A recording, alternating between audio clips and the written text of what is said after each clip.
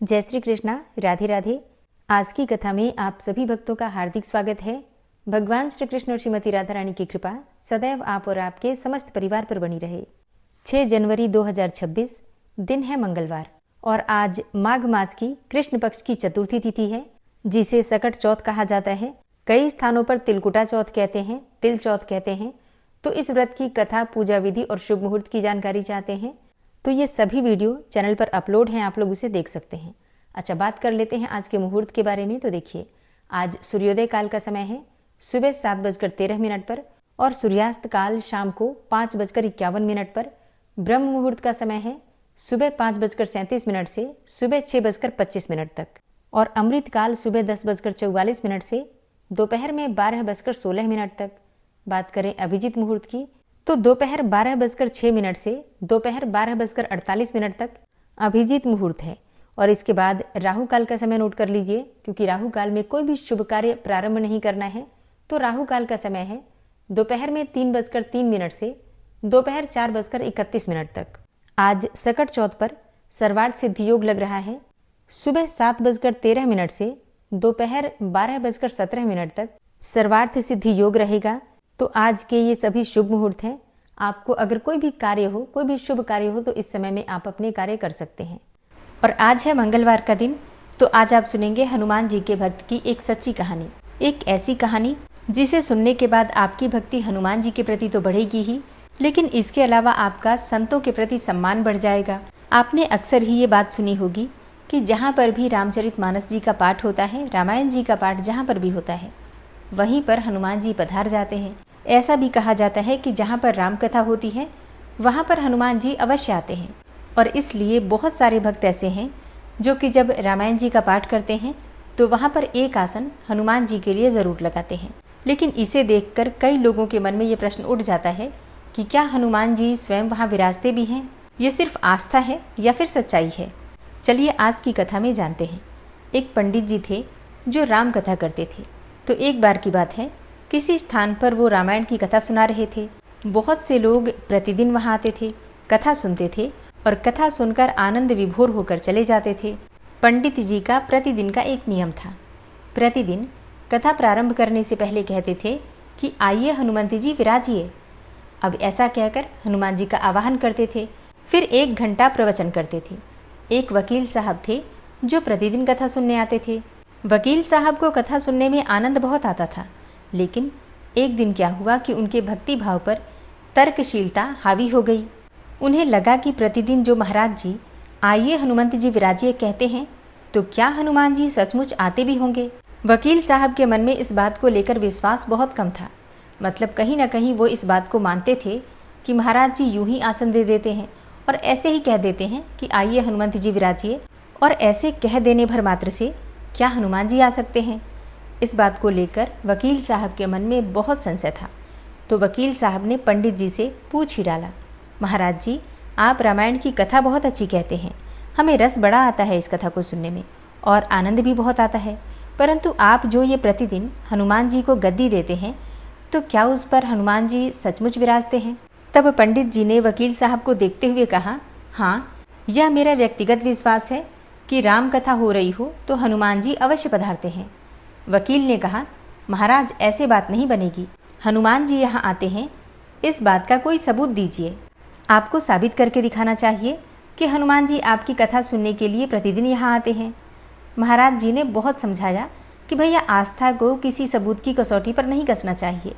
यह तो भक्त और भगवान के बीच का प्रेम रस है और व्यक्तिगत श्रद्धा का विषय है। और भक्त और भगवान के बीच का जो प्रेम रस है या फिर जो श्रद्धा है, वो किसी भी प्रकार से साबित करने का विषय नहीं है।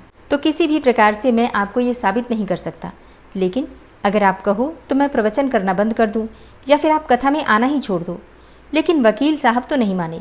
वो कहते ही रहे कि आप कई दिनों से दावा करते आ रहे हैं, ये बात आपने और स्थानों में भी कही होगी, इसलिए महाराज आपको तो साबित करना पड़ेगा कि हनुमान जी कथा सुनने आते हैं।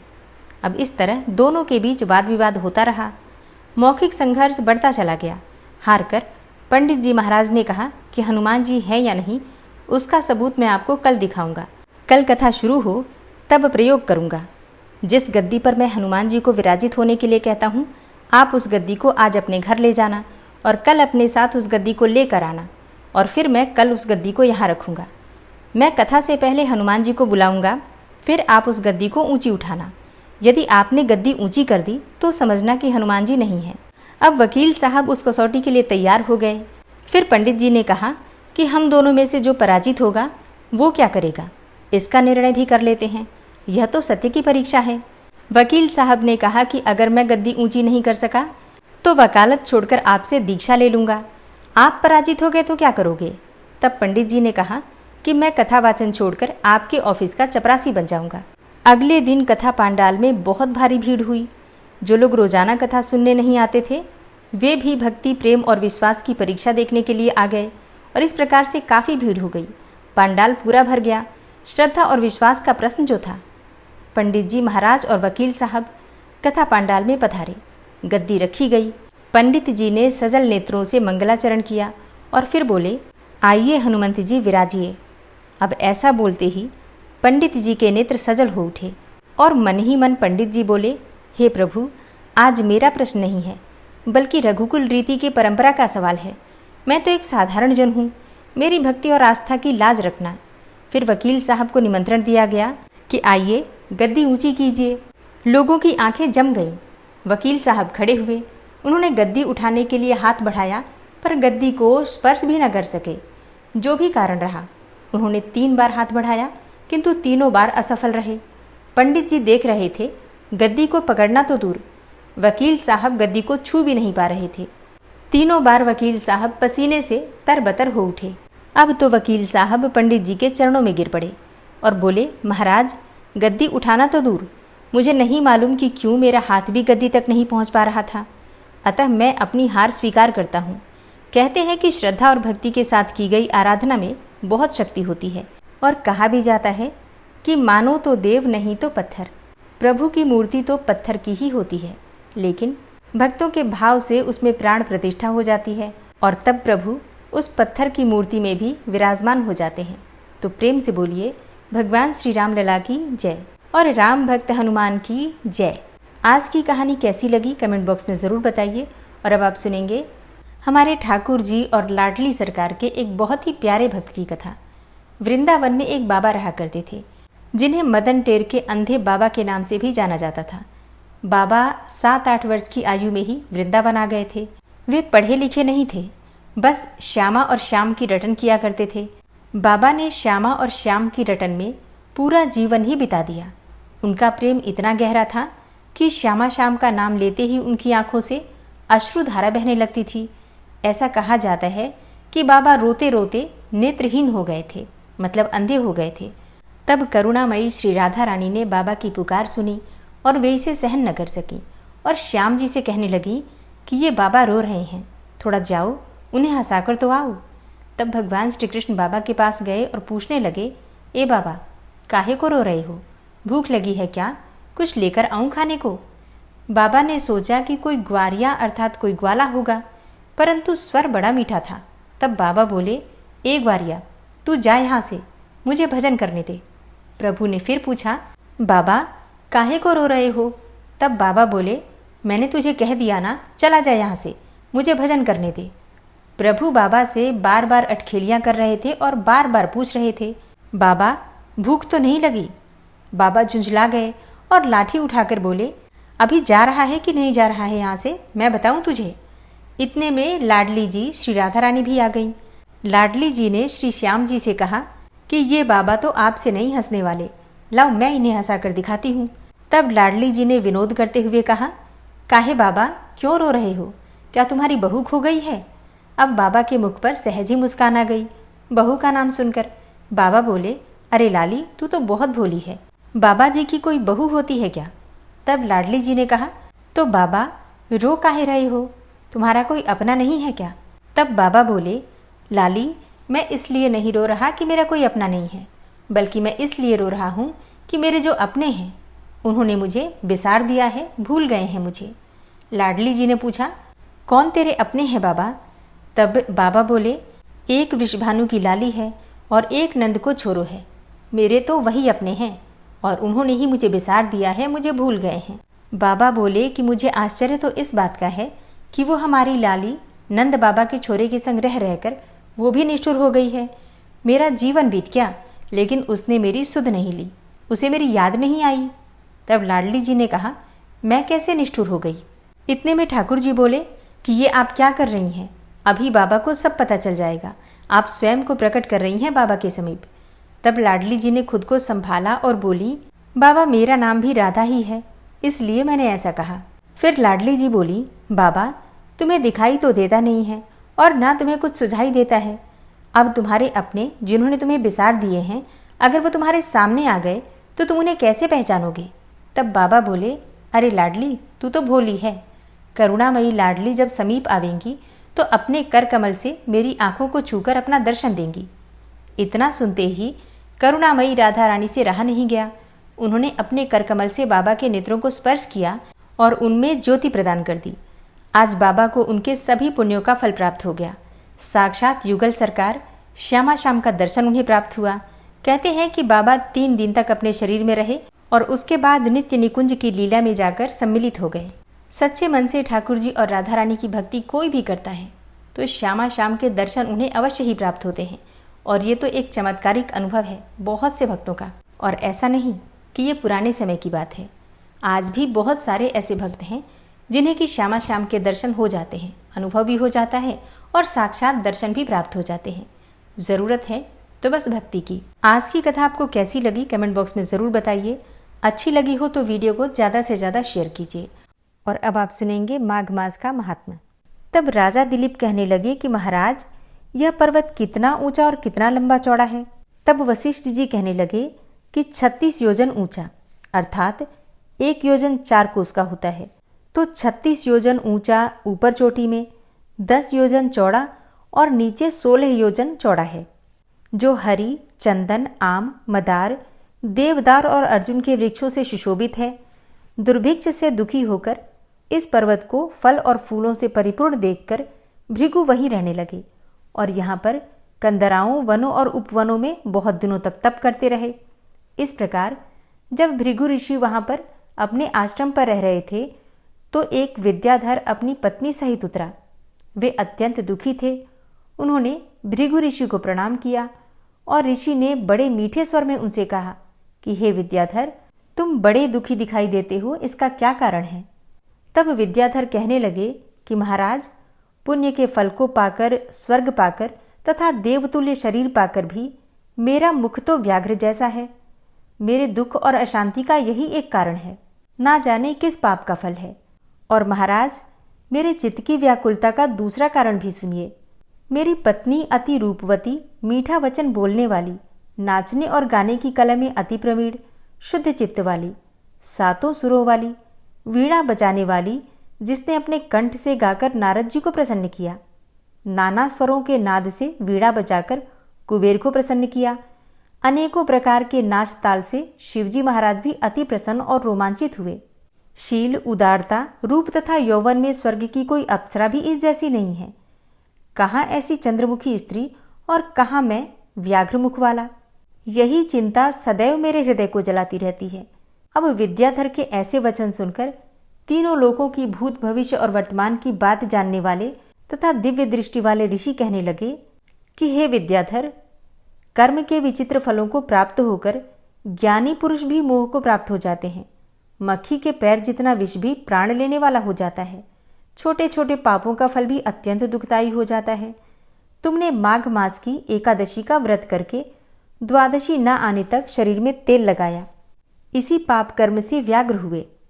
एकादशी के दिन उपवास करके द्वादशी को तेल लगाने से राजा पुरुरवा ने भी कुरूप शरीर पाया था और तब वह अपने कुरूप शरीर को देखकर दुखी होकर हिमालय पर्वत पर देव सरोवर के किनारे गए। प्रीतिपूर्वक शुद्ध स्नान करके कुशा के आसन पर बैठकर भगवान कमल नेत्र, शंख, चक्र, गदा पद्म के धारण करने वाले और पीतांबर पहने वनमाला धारण किए हुए विष्णु का चिंतन करते राजा पुरुरवा ने 3 मास तक निराहार रहकर भगवान का चिंतन किया। इस प्रकार 7 जन्मों में प्रसन्न होने वाले भगवान राजा के 3 महीने के तप से ही अति प्रसन्न हो गए और माघ की शुक्ल पक्ष की एकादशी को प्रसन्न होकर भगवान ने अपने शंख के जल से राजा को पवित्र किया। भगवान ने उसके तेल लगाने की बात याद दिलाकर सुंदर देवताओं का सा रूप दिया, जिसको देखकर उर्वशी भी उसको चाहने लगी और राजा कृतकृत्य होकर अपनी पुरी को चला गया। भृगु ऋषि कहने लगे कि हे विद्याधर, इसलिए तुम क्यों दुखी होते हो? यदि तुम अपना यह राक्षसी रूप छोड़ना चाहते हो तो मेरा कहना मानकर जल्दी ही पापों को नष्ट करने वाली हेमकूट नदी में माघ मास में स्नान करो, जहाँ पर ऋषि सिद्ध और देवता निवास करते हैं। अब मैं तुम्हें इसकी विधि बतलाता हूँ। तुम्हारे भाग्य से माघ मास आज से 5वें दिन ही आने वाला है। पौष मास की शुक्ल पक्ष की एकादशी से इस व्रत को आरंभ करो। भूमि पर सोना, जितेंद्रिय रहकर दिन में 3 समय स्नान करके महीना भर निराहार रहो। सब भोगों को त्याग कर तीनों समय भगवान विष्णु का पूजन करो। जब तुम द्वादशी को शिवजी स्तोत्र और मंत्रों से पूजन करोगे तो तुम्हारा मुख देखकर सभी चकित हो जाएंगे और तुम अपनी पत्नी के साथ सुखपूर्वक क्रीड़ा करोगे। माघ मास के प्रभाव को जानकर सदा माघ मास में स्नान करो। पाप और दरिद्रता से बचने के लिए मनुष्य को सदा यत्न से माघ मास का स्नान करना चाहिए। स्नान करने वाला इस लोक में तथा परलोक में सदा सुख पाता है। वशिष्ठ जी कहते हैं कि हे दिलीप, भृगु जी के यह वचन सुनकर विद्याधर अपनी स्त्री सहित उसी स्थान पर पर्वत के झरने में माघ का स्नान करता रहा और उसके प्रभाव से उसका मुख देव सदृश हो गया और वह मणिग्रीव पर्वत पर आनंद से रहने लगे। और भृगु जी भी नियम की समाप्ति पर शिष्यों सहित इवा नदी के तट पर आ गए। जय श्री राम। आज की कथा का यहीं पर समापन करती हूँ। इसके आगे का वृतांत आप कल की कथा में सुनेंगे। अब सुनते हैं सकट चौथ व्रत की कथा। एक शहर में एक देवरानी और जेठानी रहती थी। जेठानी अमीर थी और देवरानी गरीब थी। देवरानी गणेश जी की भक्त थी। देवरानी का पति जंगल से लकड़ियां काटकर बेचता था और अक्सर बीमार ही रहा करता था और इसलिए घर का खर्च चलाने के लिए देवरानी जेठानी के घर का सारा काम करती थी और बदले में जेठानी बचा हुआ खाना, पुराने कपड़े आदि उसको दे देती थी और इसी से जैसे तैसे देवरानी का परिवार चल रहा था। एक बार माघ के महीने में देवरानी ने तिल चौथ का व्रत किया। 5 आने का तिल और गुड़ लाकर तिलकुट्टा बनाया। पूजा करके तिल चौथ की कथा सुनी और तिलकुट्टा छीके में रख दिया और सोचा कि चांद उगने पर पहले तिलकुट्टा खाएगी और उसके बाद ही कुछ और खाएगी। कथा सुनने के बाद वह जेठानी के यहाँ चली गई। जेठानी के घर जाकर उसने खाना बनाया और खाना बनाकर जेठानी के बच्चों से खाना खाने को कहा तो बच्चे बोले, माँ ने व्रत किया है और माँ भूखी है, जब माँ खाना खाएंगी हम भी तभी खाएंगे। जेठ जी को खाना खाने को कहा तो जेठ जी भी बोले, मैं अकेला नहीं खाऊंगा, जब चांद निकलेगा तब सब खाएंगे तभी मैं भी खाऊंगा। जेठानी ने उसे कहा कि आज तो किसी ने भी अभी तक खाना नहीं खाया है, तुम्हें कैसे दे दूं? तुम कल सुबह सवेरे ही आकर बचा हुआ खाना ले जाना। ये सुनकर देवरानी अपने घर लौट आई। यहाँ देवरानी के घर पर पति और बच्चे सब आस लगाए बैठे थे कि आज तो त्योहार है, इसलिए कुछ पकवान आदि भी खाने को मिलेगा। परंतु जब बच्चों को पता चला कि आज तो रोटी भी नहीं मिलेगी तो बच्चे रोने लगे। उसके पति को भी बहुत गुस्सा आया और कहने लगा कि सारा दिन काम करके भी 2 रोटी नहीं ला सकती तो काम क्यों करती हो। पति ने गुस्से में आकर पत्नी को कपड़े धोने के धोवने से मारा। धोवना हाथ से छूट गया तो पाटे से मारा। वह बेचारी गणेश जी को याद करती हुई रोते रोते पानी पीकर सो गई। उस दिन गणेश जी देवरानी के सपने में आए और कहने लगे कि धोवने मारी, पाटे मारी, सो रही है या जाग रही है। देवरानी बोली, कुछ सो रही हूँ, कुछ जाग रही हूँ। गणेश जी बोले, भूख लगी है, कुछ खाने को दे। देवरानी बोली, क्या दूं, मेरे घर में तो अन्न का एक दाना भी नहीं है। जेठानी बचा खुचा खाना देती थी, वो भी आज नहीं मिला। पूजा का बचा हुआ तिलकुट्टा छीके में पड़ा है, वही खा लो। तिलकुट्टा खाने के बाद गणेश जी बोले, धोवने मारी, पाटे मारी, निमटाई लगी है, कहाँ निमटे। देवरानी बोली, पूरा घर पड़ा है, जहाँ इच्छा हो वहीं निमट लो। फिर गणेश जी बच्चे की तरह बोले, अब कहाँ पोंछूं। नींद में मग्न देवरानी को बहुत गुस्सा आया कि कब से तंग किए जा रहे हैं। सो नींद में ही गुस्से में बोली, मेरे सर पर पोंछ लो, और कहाँ पोंछोगे। सुबह जब देवरानी उठी तो यह देखकर हैरान रह गई कि पूरा घर हीरे और मोती से जगमगा रहा है। सिर पर जहाँ विनायक जी पोंछनी कर गए थे वहाँ हीरे के टीके और बिंदी जगमगा रहे थे। उस दिन देवरानी जेठानी के यहाँ काम करने नहीं गई। बड़ी देर तक राह देखने के बाद जेठानी ने बच्चों को देवरानी को बुलाने के लिए भेजा। जेठानी ने सोचा कि कल खाना नहीं दिया, इसलिए शायद देवरानी बुरा मान गई है। बच्चे बुलाने गए और बोले, चाची चलो, माँ ने बुलाया है, सारा काम पड़ा है। देवरानी ने जवाब दिया, अब उसकी जरूरत नहीं है, घर में सब भरपूर है गणेश जी की आशीष से। बच्चों ने घर आकर माँ को बताया कि चाची का तो पूरा घर हीरे और मोतियों से जगमगा रहा है। जेठानी दौड़ती हुई देवरानी के पास आई और पूछा कि ये सब कैसे हुआ। देवरानी ने उसके साथ जो कुछ भी हुआ था वो सब कह डाला। घर लौटकर जेठानी ने अपने पति से कहा कि आप मुझे धोबने और पाटे से मारो। उसका पति बोला कि भली मानस, मैंने कभी तुम पर हाथ भी नहीं उठाया है, मैं तुम्हें धोबने और पाटे से कैसे मार सकता हूँ। वह नहीं मानी और जिद करने लगी। मजबूरन पति को उसे मारना पड़ा। उसने ढेर सारा घी डालकर चूरमा बनाया और छींके में रखकर और सो गई। रात को चौथ विनायक जी सपने में आए और कहने लगे, भूख लगी है, क्या खाऊं। जेठानी ने कहा, हे गणेश जी महाराज, मेरी देवरानी के यहाँ तो आपने सूखा तिलकुट्टा खाया था, मैंने तो झरते घी का चूरमा बनाकर आपके लिए छींके में रखा है, फल और मेवे भी रखे हैं, आप जो भी चाहें खा लीजिए। बाल स्वरूप गणेश जी बोले, अब निपटे कहाँ। जेठानी बोली, उसके यहाँ तो टूटी फूटी झोपड़ी थी, मेरे यहाँ तो कंचन के महल है, जहाँ चाहे निपटो। फिर गणेश जी ने पूछा, अब पोंछूं कहाँ। जेठानी बोली, मेरे ललाट पर बड़ी सी बिंदी लगाकर पोंछ लो। धन की भूखी जेठानी सुबह बहुत जल्दी उठ गई। सोचा घर हीरे और जवाहरात से भर चुका होगा, पर देखा तो पूरे घर में गंदगी फैली हुई थी, तेज बदबू आ रही थी और उसके सिर पर भी बहुत सी गंदगी लगी हुई थी। यह सब देखकर जेठानी बहुत परेशान हुई और उसने कहा, हे गणेश जी महाराज, यह आपने क्या किया है, मुझसे रूठे और देवरानी पर टूटे। जेठानी ने घर की और खुद की सफाई करने की बहुत कोशिश करी, लेकिन गंदगी और भी ज्यादा फैलती चली गई। जेठानी के पति को भी पता चला तो वो भी बहुत गुस्सा हुआ और बोला, तेरे पास इतना सब कुछ था फिर भी तेरा मन नहीं भरा। परेशान होकर चौथ के गणेश जी से मदद की विनती करने लगी। भगवान गणेश जी ने कहा, देवरानी से जलन के कारण तूने जो किया था यह उसी का फल है। अब तू अपने धन में से आधा धन उसे दे देगी, तभी ये सब साफ होगा। गणेश जी के कहने से उसने देवरानी को आधा धन तो बांट दिया, किंतु मोहरों की एक हांडी चूल्हे के नीचे गाड़ रखी थी। उसने सोचा किसी को नहीं पता चलेगा और उसने उस धन को नहीं बांटा। उसने कहा, हे श्री गणेश जी, अब तो अपना यह बिखराव समेटो। भगवान गणेश जी बोले, पहले चूल्हे के नीचे गाड़ी हुई मोहरों की हांडी सहित ताक में रखी हुई 2 सुई के भी 2 हिस्से कर, तभी यह सब साफ होगा। तब भगवान गणेश के कहने पर जेठानी ने चूल्हे के नीचे से मोहरों वाली हांडी निकाली और उसमें से भी 2 हिस्से किए और सुई के भी 2 हिस्से किए। इस प्रकार से गजानन ने बाल स्वरूप में आकर सुई जैसी छोटी चीज का भी बंटवारा किया और अपनी माया समेटी। हे गणेश जी महाराज, जैसी आपने देवरानी पर कृपा की वैसी सब पर करना। कहानी कहने वाले, सुनने वाले और हुंकारा भरने वाले सब पर अपनी कृपा करना, लेकिन जेठानी को जैसी सजा दी वैसी किसी को मत देना। प्रेम से बोलिए, गणेश जी महाराज की जय। सकट चौथ माता की जय। लापसी और तापसी की कहानी। एक गांव था जिसमें 2 भाई रहते थे। एक का नाम था लापसी और दूसरे का नाम था तापसी। तापसी हमेशा भगवान की तपस्या में ही लगा रहता था और लापसी 1.25 सेर की लापसी अर्थात पतला सा हलवा बनाकर पहले भगवान को भोग लगाता, फिर उसे खा लेता। बाकी पूजा पाठ से, मंत्र जप से उसे कोई मतलब ही नहीं था। पूजा का मतलब उसके लिए सिर्फ भगवान को भोग लगाना था और भोग लगाने के बाद उस भोग को प्रसाद स्वरूप खा लेता था। तो दोनों के जैसे नाम थे वैसे ही गुण थे। तापसी तपस्या में लीन रहता था और लापसी हलवा बनाकर भगवान को भोग लगाकर खाने में। लेकिन दोनों भाई अपने आप को भगवान का सबसे बड़ा भक्त मानते थे।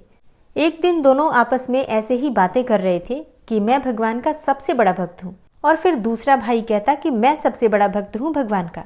और इसी बात पर दोनों भाई आपस में लड़ने लगे। तापसी बोला, मैं भगवान की रोज तपस्या करता हूँ, इसलिए मैं बड़ा भक्त हूँ। अब इस बात पर लापसी भी कहाँ चुप रहने वाला था। लापसी बोला कि मैं भगवान को रोज 1.25 सेर लापसी का भोग लगाता हूँ, इसलिए मैं भगवान का सबसे बड़ा भक्त हूँ। संयोगवश नारद जी वहां से उसी समय गुजर रहे थे।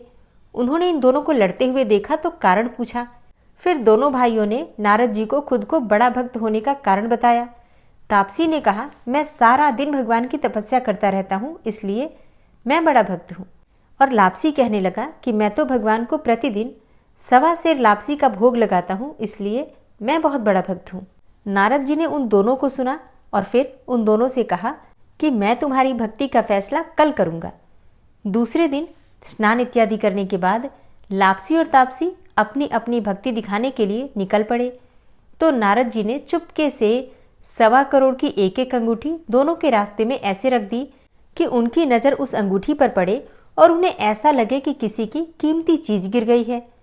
तापसी की नज़र जब उस अंगूठी पर पड़ी तो चुपचाप उसने अंगूठी उठा ली और जब तपस्या करने लगा तब उसने वो अंगूठी अपने घुटने के नीचे दबा ली और फिर मन ही मन सोचने लगा कि आज तो बड़ी कीमती चीज हाथ लग गई है, अब तो लापसी की सारी हेकड़ी निकाल दूंगा, क्योंकि ये अंगूठी तो काफी कीमती लगती है। इसे बेचने से बहुत सारा धन मिलेगा जिससे मैं यज्ञ करूंगा और अपने आप ही बड़ा भक्त बन जाऊंगा। लापसी की नज़र भी रास्ते में पड़ी हुई अंगूठी पर पड़ी, पर उसने उस पर ध्यान ही नहीं दिया। भगवान को भोग लगाकर लापसी खाने लगा। लापसी को भी रत्न जड़ित अंगूठी दिखी थी, पर उसने सोचा ये मेरे किस काम की है, इसे कोई भी अगर मेरे पास देखेगा तो मेरी गर्दन काट देगा और इसे ले जाएगा। ऐसा विचार करके उसने अंगूठी को अनदेखा कर दिया। जब नारद जी सामने आए तो दोनों ने पूछा, बताइए देवर्षि, हम दोनों में से कौन बड़ा है? तब नारद जी ने तापसी को खड़े होने को कहा और पूछा कि तेरे घुटने के नीचे क्या है? जब तापसी खड़ा हुआ तो उसके घुटने के नीचे दबी हुई अंगूठी दिखाई पड़ी। नारद जी तापसी से बोले, इतनी तपस्या करने के बाद भी तुम्हारी चोरी की आदत नहीं गई? तुमसे तो लापसी ही बड़ा है और तुम्हें तुम्हारी तपस्या का कोई फल भी नहीं मिलेगा, क्योंकि तुम्हारा ध्यान तो चोरी की तरफ था। तब तापसी शर्मिंदा होकर नारद जी से माफी मांगने लगा और पश्चाताप करने लगा। उसने नारद जी से पूछा, हे प्रभु, मुझे बताइए कि मेरी भक्ति का फल मुझे कैसे मिलेगा? अब जो नारद जी ने बताया वो सबके लिए बहुत समझने की बात है। नारद जी ने कहा कि अगर कोई किसी भी दिन गाय और कुत्ते की रोटी नहीं बनाएगा तो उसका संपूर्ण शुभ फल जो है वो तुझे प्राप्त होगा। मतलब जो भी पुण्य वो करेगा व्यक्ति, उसका फल तापसी को मिल जाएगा। और अगर कोई ब्राह्मण को भोजन कराकर दक्षिणा नहीं देगा तो उसका फल भी तुझे मिलेगा। यदि कोई साड़ी किसी को दे और उसके साथ उसका ब्लाउज न दे तो उसका भी जो पुण्य फल होगा वो तुझे मिल जाएगा। यदि कोई एक ही दिए से दूसरा दिया जलाएगा तो उसका भी जो पुण्य फल होगा वो तुझे मिल जाएगा। और अगर कोई सारी कहानी सुने लेकिन तुम्हारी कहानी न सुने तो उसका भी जो पुण्य फल होगा वो तुम्हें ही मिल जाएगा। उसी दिन से हर कहानी के अंत में लापसी और तापसी की कहानी जरूर सुनी जाती है। इस कहानी से कई सारी शिक्षा मिलती है, जैसे कि अपनी की गई पूजा पाठ और तपस्या का कभी भी घमंड नहीं करना चाहिए। दूसरा, सरलता में ही भगवान का वास माना गया है। जो व्यक्ति जितना सरल होगा और जितने सरल भाव से भगवान की पूजा आराधना करेगा या यथासंभव भगवान की भक्ति करेगा, उसी को भगवान की कृपा मिल जाती है।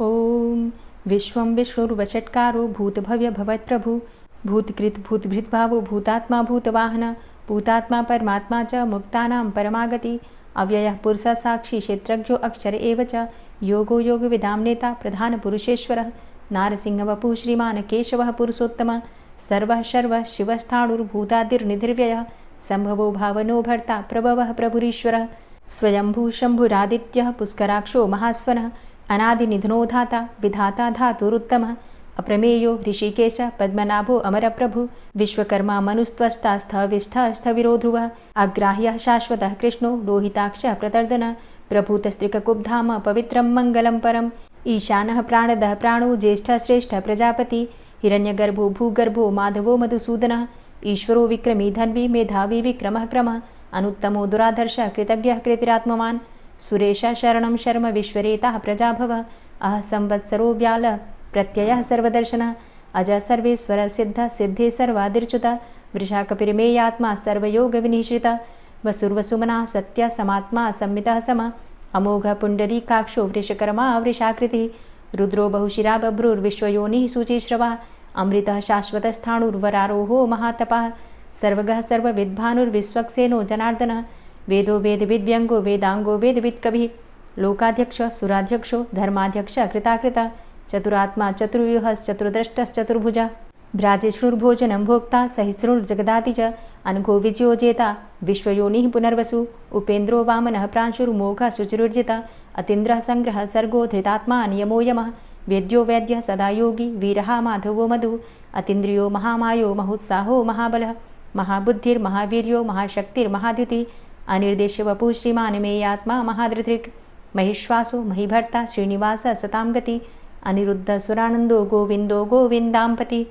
मरीचिर्दमनो हंस सुपर्णो भुजगोत्तम हिरण्यनाभ सुतपा पद्मनाभ प्रजापति अमृत्यु सर्वदिक्सिंह संधाता संधिमान स्थिर अजो दूर्मर्षण शास्ता विश्रुतात्मा सुरारिहा गुरुर्गुर्तमो धाम सत्य सत्य पराक्रम निमिषो अनिमिषो श्रग्वी वाचस्पतिरुदारधि अग्रणिर्ग्रामणी श्रीमान् न्यायो नेता समीरण सहस्रमूर्धा विश्वात्मा सहस्राक्ष सहस्रपात आवर्तनो निवृत्तात्मा संवृता संप्रमर्दन अहसंवर्तको वह निर्निलोधरणीधर सुप्रसादः प्रसन्नात्मा विश्वदृग् विशुभुग् विभु सत्कर्ता सत्कृतः साधु जहर्नुर्नारायणो नरः असंख्येयो अप्रमेयात्मा विशिष्ट शिष्टकृच्छुवि सिद्धार्थ सिद्धसंकल्प सिद्धिदः सिद्धिसाधनः वृषाहि वृषभो विष्णुर्विष्पर्वा वृषोदरः वर्धनो वर्धमानश्च विविक्तः श्रुतिसागरः सुभुजो दूर्धरो वाग्मी महेन्द्रो वसुदो वसु नैकरूपो बृहद्रूप शिपिविष्टः प्रकाशनः ओजस्तेजो द्युतिधर प्रकाशात्मा प्रतापनः रिद्धस्पष्टाक्षरो मन्त्रश्चन्द्रांशुर्भास्करदुतिः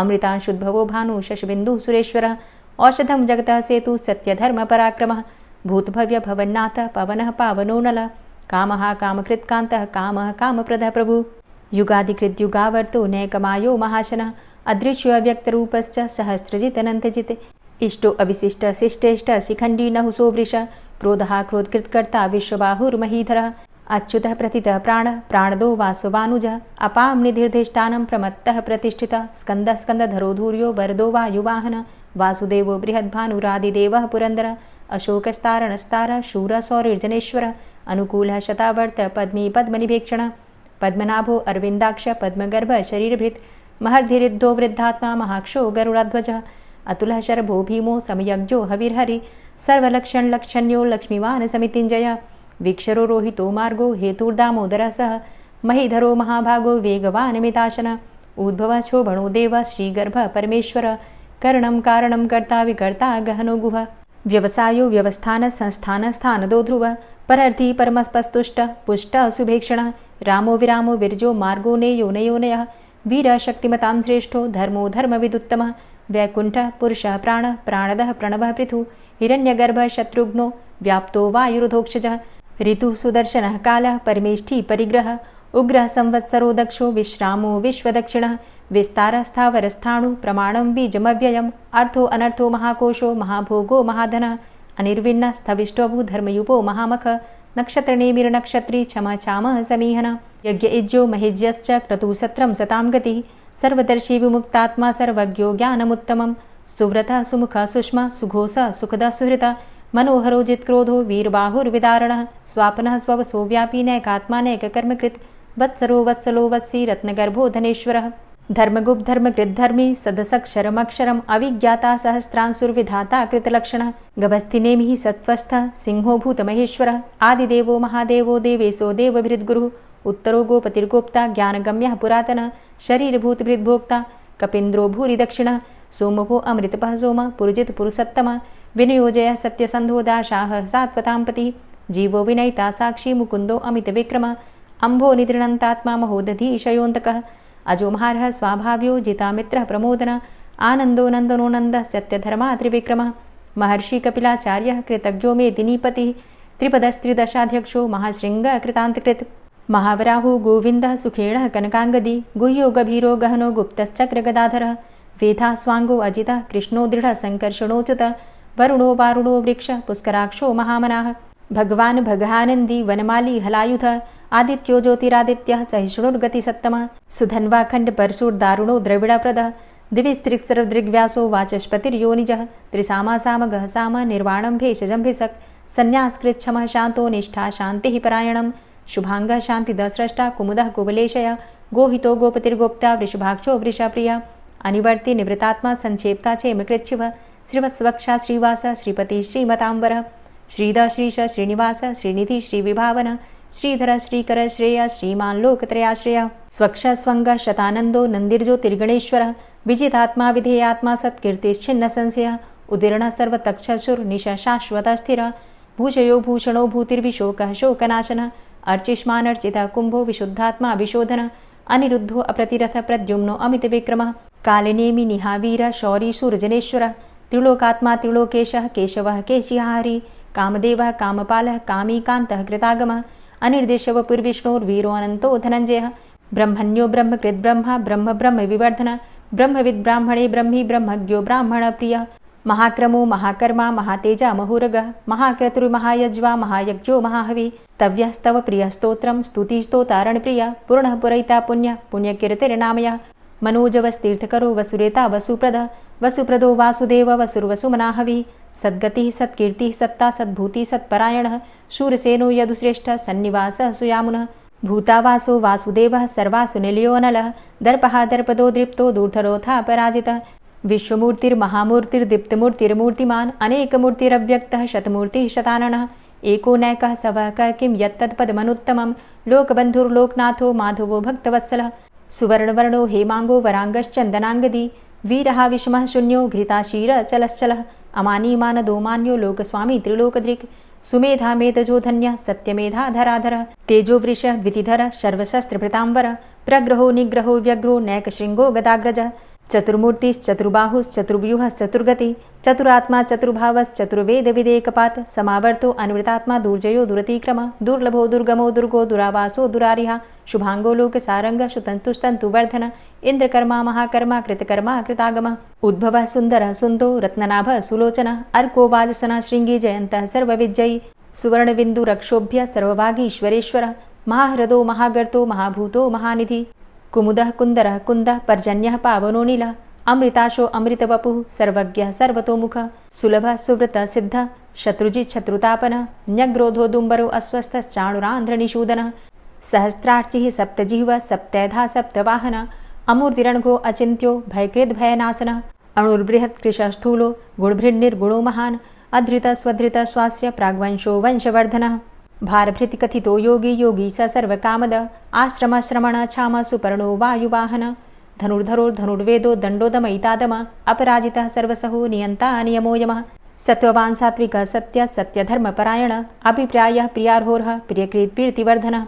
विहाय सगतिर्ज्योति सुरुचिर्हुद्भुग्विभु रविर्विलोचनः सूर्य सविता रविलोचनः अनन्तो हुद्भुग्भोक्ता सुखदो नैकजोग्रज अनिर्विण्ण सदामर्षि लोकाधिष्ठानमद्भुतः सनात सनातन्तमः कपिलः कपिरप्ययः स्वस्तिदः स्वस्तिकृत् स्वस्ति स्वस्तिभुक् स्वस्ति दक्षिणः रौद्रः कुण्डली चक्रे विक्रमयुर्जितशासनः शब्दातिगः शब्दशः शिशिरः शर्वरीकरः अक्रूरः पेशलो दक्षो दक्षिणः क्षमिणाम्बर विद्वतमो वितभय पुण्यश्रवणकीर्तन उत्तारणो दुष्कृतिः पुण्यो दुःस्वप्ननाशन वीरः रक्षणः सन्तो जीवनः पर्यवस्थितः अनन्तरूपो अनन्तसृर्जितमन्युर्भयापः चतुरष्ट्रो गभीरात्मा विदिशो व्यादिशो दिश अनादिर्भूर्भुवो लक्ष्मीः सुवीरो रुचिराङ्गद जननो जन्मादिर्भीमो भीमपराक्रम आधारनीलयोधाता पुष्पहासः प्रजागर ऊर्ध्वगः सत्पथाचारः प्राणदः प्रणवापण प्रमाणं प्राणनीलयः प्राणभृत् प्राणजीवनः तत्त्वं तत्त्वविदेकात्मा जन्म मृत्यु जरातिग पूर्वः स्वस्तरुस्तारः सविता प्रपितामह यज्ञो यज्ञपतिर्यज्वा यज्ञाङ्गो यज्ञवाहन यज्ञभृद्यज्ञकृद्यज्ञ यज्ञभुग्यज्ञसाधन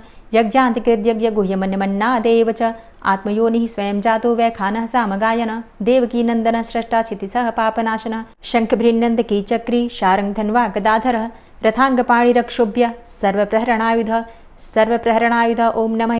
और अब आप सुनेंगे श्री तुलसी चालीसा। श्री तुलसी महारानी करु विनय सिरनाय, जो मम हो संकट विकट दीजे मात नशाय। नमो नमो तुलसी महारानी, महिमा अमित न जाए बखानी। दियो विष्णु तुमको सन्माना, जग में छायो सुयस महाना। विष्णु प्रिया जय जयति भवानी, तिहु लोक की हो सुख खानी। भगवत पूजा करे जो कोई, बिना तुम्हारे सफल न होई। जिन घर तव नहीं होय निवासा, उस घर कर ही विष्णु नहीं बासा।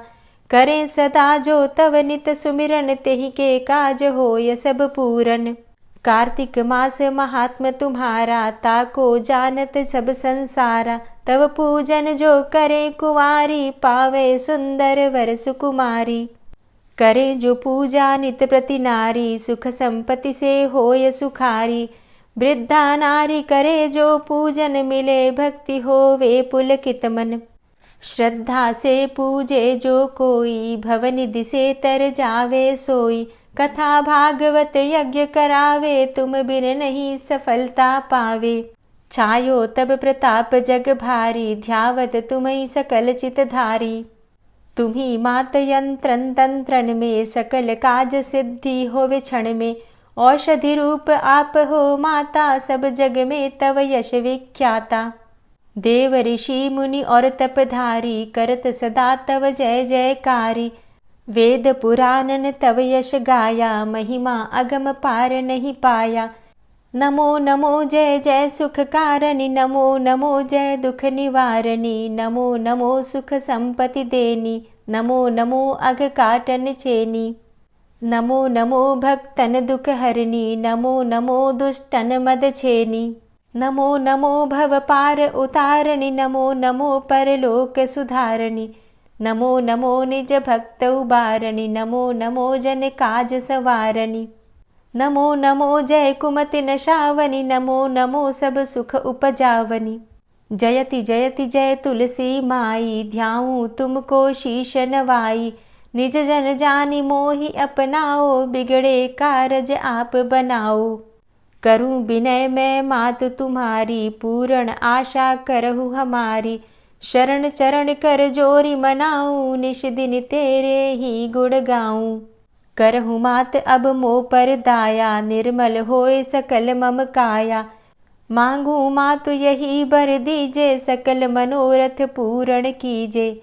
जानू नहीं कछु नेम आचारा, क्षमहु मातु अपराध हमारा। 12 मास करे जो पूजा, तासम जग में और नहीं दूजा। प्रथम ही गंगा जल मंगवावे, फिर सुंदर स्नान करावे। चंदन अक्षत पुष्प चढ़ावे, धूप दीप नैवेद्य लगावे। करें आचमन गंगा जल से, ध्यान करे हृदय निर्मल से। पाठ करे फिर 40 की, स्तुति करे मात तुलसा की। यह विधि पूजा करे हमेशा, ताके तन नहीं रहे कलेशा। करे मास कार्तिक का साधन, सोवे नित पवित्र हुई जाहि। है यह कथा महासुखदाई, पढ़े सुने सो भव तर जाई। यह श्री तुलसी 40 पाठ करे जो कोय, गोविंद सो फल पावही, जो मन इच्छा होय। तुलसी 40 संपूर्ण। और अब आप सुनेंगे तुलसी महारानी की आरती। तुलसी महारानी नमो नमो, हरि की पटरानी नमो नमो। तुलसी महारानी नमो नमो, हरि की पटरानी नमो नमो। धन्य तुलसी पूर्ण तप कीनो, धन्य तुलसी पूर्ण तप कीनो। शालिग्राम की बनी पटरानी नमो नमो। तुलसी महारानी नमो नमो, हरि की पटरानी नमो नमो। जाके पत्र मंजरी कोमल, जाके पत्र मंजरी कोमल। श्रीपति कमल चरण लपटानी नमो नमो, हरि की पटरानी नमो नमो। तुलसी महारानी नमो नमो। धूप दीप नैवेद्य आरती, धूप दीप नैवेद्य आरती। पुष्पन की वर्षा बरसानी नमो नमो, हरि की पटरानी नमो नमो। तुलसा महारानी नमो नमो। 56 भोग 36 व्यंजन, 56 भोग 36 व्यंजन। बिन तुलसा हरि एक न मानी नमो नमो। तुलसी महारानी नमो नमो, हरि की पटरानी नमो नमो। सभी सखी मैया तेरो यश गावे, सभी सखी मैया तेरो यश गावे। भक्ति दान दीजे महारानी नमो नमो। तुलसा महारानी नमो नमो, हरि की पटरानी नमो नमो। नमो नमो तुलसा महारानी, नमो नमो तुलसी महारानी। तुलसी महारानी नमो नमो, हरि की पटरानी नमो नमो। तुलसी महारानी नमो नमो, हरि की पटरानी नमो नमो। प्रेम से बोलिए तुलसी मैया की जय। सकट चौथ और गुप्त नवरात्रि के विषय में जानना चाहते हैं तो चैनल पर वीडियो अपलोड हो चुकी है, ज़रूर देख लीजिए। चैनल पर पहली बार आए हैं और अगर अभी तक आपने चैनल को सब्सक्राइब नहीं किया है तो आज की वीडियो अगर आपको अच्छी लगे तो चैनल को सब्सक्राइब कर लीजिए और बेल आइकन को ज़रूर प्रेस कर लीजिए। तो इससे ये होगा कि इस चैनल पर आने वाली सभी वीडियोज़ की नोटिफिकेशन आपको सही समय पर प्राप्त होगी। मिलती हूँ मैं आपसे अगली वीडियो में, तब तक के लिए जय श्री राधे।